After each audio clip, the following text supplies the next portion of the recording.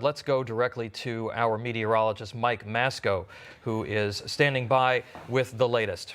Mike. Hey guys, good morning. Yeah, this is still a pretty active tornado situation ongoing. We do have tornado watches across parts of Tennessee at this hour. I haven't seen any active tornado warnings where we're seeing the possibility of these storms producing tornadoes, but the threat level is certainly there. Most of these storms are now more on the wind threat side, so we're still seeing gusty winds at around 50 to 60 miles per hour, actually moving right now into the Nashville area. This is going to turn into a bigger problem, though, as we get into the Carolinas later today. Right now, we still have nightfall across the southeast and into the parts of the interior of the country. But as we get the sun to go to work today, that's going to help destabilize the atmosphere, producing the possibility of more tornadic storms. And this threat level, by the way, is going to go all the way up towards Philadelphia, D.C. Baltimore is going to be in the firing line for some of these big storms. But so far, guys, 32 tornadoes reported from the Storm Prediction Center. We're expecting more to develop through the course of the afternoon today. I mean, Mike, we've heard that overnight there were well north of 100 tornado warnings all across the states. What do we know about the damage that's been inflicted so far?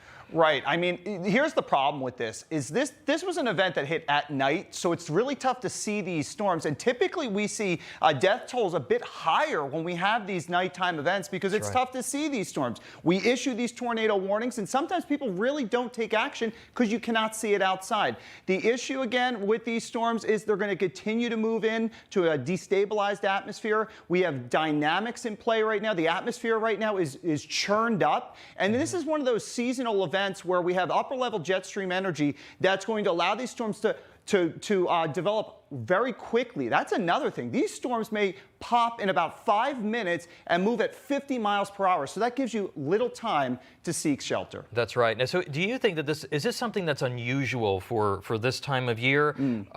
Particularly just the wide track and the length of this of the damage that we've seen across Arkansas, Tennessee, Kentucky, Missouri, and other states. Yeah, you know, it's funny you bring that up because climatologically speaking, there's actually 2 tornado seasons. We have one in the spring, and then we have one in the late fall months. And the reason is this is actually a good representation of what's going on. It's cold polar air that's pulling in from Canada, warm, moist air off the Gulf of Mexico. When you get that collision right in the in-between, that's where you see big storms, and that's what we're seeing right now. Thinking back to past events that we've seen this, 2002, we had over 200 tornadoes in parts of the South and into the Ohio Valley, and we're seeing this again today. All right, Mike, one more question for you. Sure. This is an emergent situation. As you said, there are still tornado warnings. This is actually has the potential to get worse as the sun comes up and the air warms up as we move forward with the day. What should people that are in the path of that storm that we're seeing on the screen there, what should they be doing?